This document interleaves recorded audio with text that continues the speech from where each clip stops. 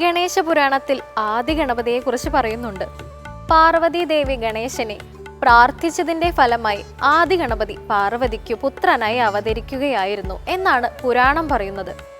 സാധാരണ ആദി ഗണപതി എന്ന പ്രയോഗം ശിരസ് ഛേദിക്കുന്നതിന് മുൻപുള്ള രൂപത്തെക്കുറിച്ചാണ് സൂചിപ്പിക്കുന്നത്. എന്നാൽ ആദി വിനായക ക്ഷേത്രങ്ങൾ വളരെ കുറവാണ്. നമ്മുടെ നാട്ടിലെ ഗണപതി ക്ഷേത്രങ്ങളെല്ലാം പാർവതി നന്ദനനായ ഗണപതിയുടേതാണ്. ഇനി ഇന്നത്തെ ദീപാരാധന കാഴ്ചയ്ക്കായി ക്ഷേത്രാങ്കണത്തിലേക്ക് പോകാം.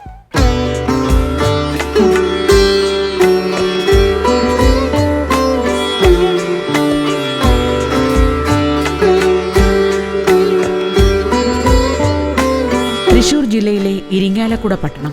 ഇവിടെ കേരളത്തിലെ മഹാക്ഷേത്രങ്ങളിലൊന്നായ കൂടൽമാണിക്യം ക്ഷേത്രം സ്ഥിതി ചെയ്യുന്നു.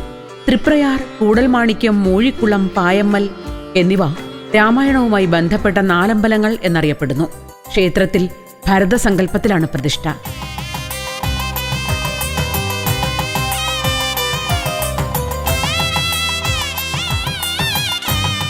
ക്ഷേത്രഗോപുരം കടക്കുമ്പോൾ ഇരുഭിത്തികളിലുമായി ആകർഷകമായ 2 ശില്പങ്ങൾ കാണാം.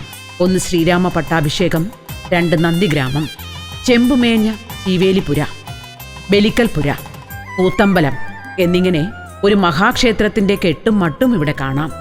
കിഴക്കോട്ടാണ് ക്ഷേത്ര ദർശനം എങ്കിലും കിഴക്കു പടിഞ്ഞാറായി 2 ഗോപുരവാതിലുകളുണ്ട്.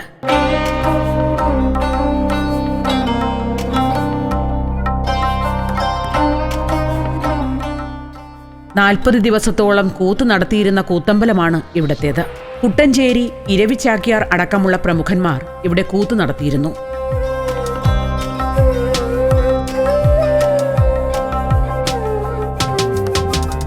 വിദേശികൾ പോലും ഇന്ത്യ രാജ്യത്തിൻ്റെ അനുവാദത്തോടു കൂടി ഇവിടെ വന്ന് ഈ കൂത്തമ്പലത്തിൻ്റെ അതിൻ്റെ ടെക്നോളജിയും സ്ട്രക്ചറും അതിൻ്റെ പ്രവർത്തനങ്ങളെ സംബന്ധിച്ചൊക്കെ പരിശോധിച്ച് ഇവിടുന്ന് പോകാറുണ്ട്. ആ ആളുകൾ മറ്റു രാജ്യങ്ങളിലേക്ക് വേണ്ടി ഇതുപോലെയുള്ള കൂത്തമ്പലങ്ങൾ ഉണ്ടാക്കുന്നതിന് വേണ്ടിയിട്ടാണ്, നിർമ്മിക്കുന്നതിന് വേണ്ടിയിട്ടാണ് അവരിവിടെ വന്നു കഴിഞ്ഞിട്ട് ഈ നമ്മുടെ കൂത്തമ്പലത്തിൻ്റെ പ്രത്യേകതകളെ സംബന്ധിച്ചുള്ള എല്ലാ കാര്യങ്ങളും മനസ്സിലാക്കി പോകുന്നത്. കൂത്തമ്പലത്തിൽ കൂത്ത് ആട്ടങ്ങൾ, അതുപോലെ തന്നെ പ്രധാന ഉത്സവ ദിവസങ്ങളിലും അതുപോലെ തന്നെ മറ്റു ദിവസങ്ങളിലൊക്കെ തന്നെ കൂത്ത്, അതുപോലെ തന്നെ പാടവം പോലെയുള്ള എല്ലാ ആചാരപരമായിട്ടുള്ള എല്ലാ കാര്യങ്ങളും നടക്കുന്നുണ്ട്. 10 ഏക്കർ വിസ്തൃതിയുണ്ട് ക്ഷേത്രഭൂമിക്ക്. ഇവിടെ അതിവിശാലമായ ഒരു ക്ഷേത്രക്കുളം കാണാം. യാഗശാലയായിരുന്ന സ്ഥലത്ത് സ്വയം ആവിർഭവിച്ചതാണ് ഇവിടുത്തെ കുളം എന്നാണ് ഐതിഹ്യം. ക്ഷേത്ര ആവശ്യങ്ങൾക്കുള്ള ജലം എടുക്കുന്നത് ഇതിൽ നിന്നാണ്. പണ്ട് കുലീപനി മഹർഷി തപസ് ചെയ്തിരുന്നു എന്ന് വിശ്വാസമാണ് ഈ കുളത്തിന് കുലീപനി തീർത്ഥം എന്ന പേര് കിട്ടാൻ കാരണം. ഈ കുളത്തിലെ മത്സ്യങ്ങളെല്ലാം ഓരോ ദേവന്മാരാണ് എന്ന വിശ്വാസത്തിലാണ് ഇവിടെ മീനൂട്ടൽ ചടങ്ങ് നടത്തുന്നത്. 2 നിലകളുള്ള വട്ടശ്രീ കോവിലാണ് ഇവിടെയുള്ളത്. അതിൽ രാമമന്ത്രം ജപിച്ച് തപസ്സനുഷ്ഠിക്കുന്ന ഭരതന്റെ ശിലാവിഗ്രഹത്തിന് 6 അടി ഉയരമുണ്ട്. വലത് കൈകളിൽ ഒന്നിൽ വില്ലും മറ്റൊന്നിൽ അഭയമുദ്രയും, ഇടത് കൈകളിൽ യഥാക്രമം ശംഖും ചക്രം എന്നിവയും കഴുത്തിൽ താമരമാലയും അണിഞ്ഞ വിഗ്രഹമാണ് ഭരതന്റേത്. കുലീപനി യാഗശേഷം യജ്ഞാദേവ പ്രതിഷ്ഠയോടുകൂടിയ അമ്പലം ഇവിടെ ഉണ്ടായി എന്നും പിന്നീട് ശൈവ വൈഷ്ണവ തർക്കങ്ങളെ തുടർന്ന് ക്ഷേത്രം പുനരുദ്ധരിച്ചു എന്നും ഇക്കാലത്ത് മത്സ്യബന്ധനത്തിന് പോയ തൊഴിലാളികൾക്ക് 4 വിഗ്രഹങ്ങൾ കിട്ടിയെന്നും അതിൽ ഭരതന്റേത് ഇവിടെ പ്രതിഷ്ഠിച്ചു എന്നുമാണ് ഐതിഹ്യം. തൃപ്രയാർ ആറാട്ടിന് ഇവിടത്തെ പൂജ നേരത്തെ അവസാനിപ്പിക്കുമെന്നും പറയപ്പെടുന്നു.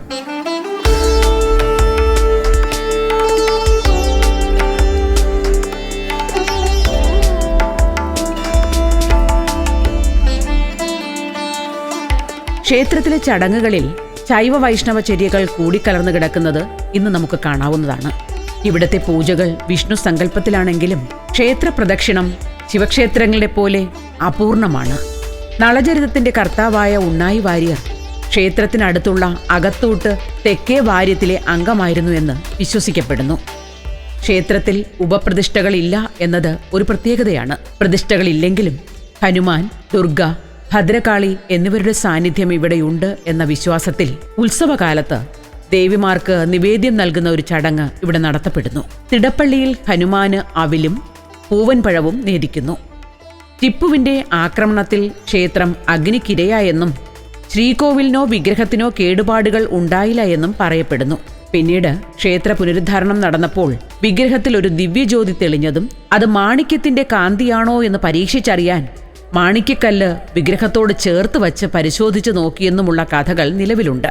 കായംകുളം രാജാവിൽ നിന്ന് വാങ്ങിയ മാണിക്യം വിഗ്രഹത്തോട് ചേർത്ത് വച്ചപ്പോൾ അത് ലയിച്ച് വിഗ്രഹത്തോട് കൂടിച്ചേർന്നതുകൊണ്ടാണ് കൂടൽ മാണിക്യം എന്ന പേര് വന്നത് എന്നൊരു വിശ്വാസവും നിലവിലുണ്ട്. പ്രധാന വഴിപാട് താമരമാലയാണ്. അത് കാര്യസാധ്യത്തിനുള്ളതാണ്. അതുപോലെ മഴ പെയ്യാതിരിക്കാനും അതിന് വിപരീതമായി മഴ പെയ്യാനും വേണ്ടിയിട്ടും വഴിപാടായിട്ട് ചെയ്യുന്നതാണ് താമരമാല. അതുപോലെ തന്നെ വളരെ പ്രധാനപ്പെട്ട ഒരു വഴിപാടാണ് വഴുതനങ്ങ നിവേദ്യം. അത് വേറെ ഒരു ക്ഷേത്രത്തിലും ഇല്ലാത്ത ഏറ്റവും പ്രധാനപ്പെട്ട ഒരു നിവേദ്യമാണ് വഴുതനങ്ങ നിവേദ്യം എന്ന് പറയുന്നത്. ഉദര സംബന്ധമായ എല്ലാ രോഗങ്ങൾക്കും പരിഹാരവും അതുപോലെ തന്നെ അതിന് പരിഹാരം ഉണ്ടാകും എന്നാണ് ഭക്തജനങ്ങളുടെ വിശ്വാസം. അതുപോലെ അവിൽ ഉള്ള നിവേദ്യങ്ങളുണ്ട്, മറ്റ് പായസം, കൂട്ടുപായസം, മറ്റു പായസങ്ങളൊക്കെ. അപ്പോൾ ഭക്തജനങ്ങളെ സംബന്ധിച്ച് അവർക്ക് എല്ലാവിധ സംവിധാനങ്ങളും ഈ ക്ഷേത്രം അതിന് ഈ നാലമ്പല ദർശനവുമായിട്ട് ബന്ധപ്പെട്ട് ഒരുക്കിയിട്ടുണ്ട്.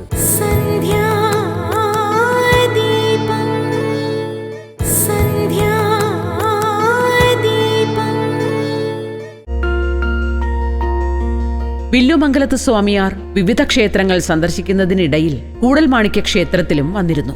അപ്പോൾ വിവിധ ക്ഷേത്രങ്ങളുടെ ശക്തി ആവാഹിച്ച ഒരു ശംഖ് അദ്ദേഹത്തിന്റെ കയ്യിലുണ്ടായിരുന്നു. ക്ഷേത്രത്തിന്റെ മുഖമണ്ഡപത്തിൽ വച്ച് ശംഖ് താഴെ വീണുടഞ്ഞ് സകല ക്ഷേത്രത്തിലെയും ശക്തി ഇവിടത്തെ ശക്തിയോട് കൂടിച്ചേരുകയും ചെയ്തു എന്നൊരു ഐതിഹ്യവും നിലവിലുണ്ട്.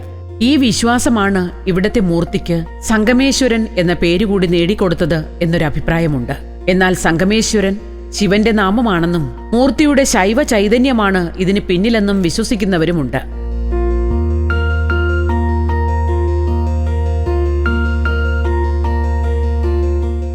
ചരിത്ര പഠനത്തിന് അനന്തസാധ്യതകൾ നൽകുന്ന ക്ഷേത്രമാണ് കൂടൽമാണിക്യം ക്ഷേത്രം.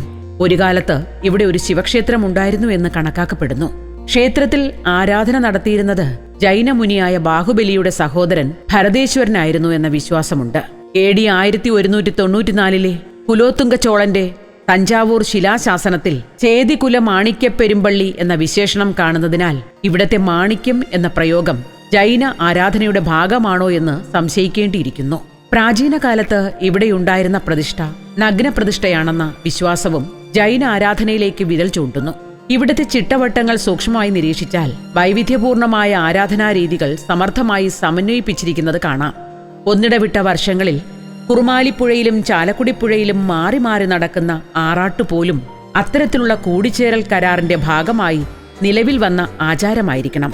ക്ഷേത്ര പുനരുദ്ധാരണ പ്രവർത്തനങ്ങളിൽ കൊച്ചി രാജാവിന്റെയും തിരുവിതാംകൂർ രാജാവിന്റെയും പ്രാതിനിധ്യം ഉണ്ടായിരുന്നതായി രേഖകളിൽ കാണാം. മേടത്തിലെ ഉത്രത്തിന് കൊടിയേറി 11 ദിവസം നീളുന്നതാണ് ഇവിടുത്തെ ആറാട്ടുത്സവം. അഷ്ടമിരോഹിണിയും തുലാത്തിലെ തൃപ്പുത്തരിയുമാണ് മറ്റാഘോഷങ്ങൾ. മേടമാസിലെ ഉത്രത്തിനാണ് ഇവിടെ കൊടിയേറ്റം. തൃശ്ശൂർ പൂരം കഴിഞ്ഞ പിറ്റേ ദിവസമാണ്. തൃശ്ശൂർ 10 ദേശങ്ങൾ കൂടിയിട്ട് ഒരു ദിവസത്തെ പൂരമാണ് നടത്തുന്നുണ്ടെങ്കിൽ ഇവിടെ ഒരു ദേശം ഒന്നിച്ച് 10 ദിവസത്തെ ഉത്സവമാണ് നടത്തുന്നത്.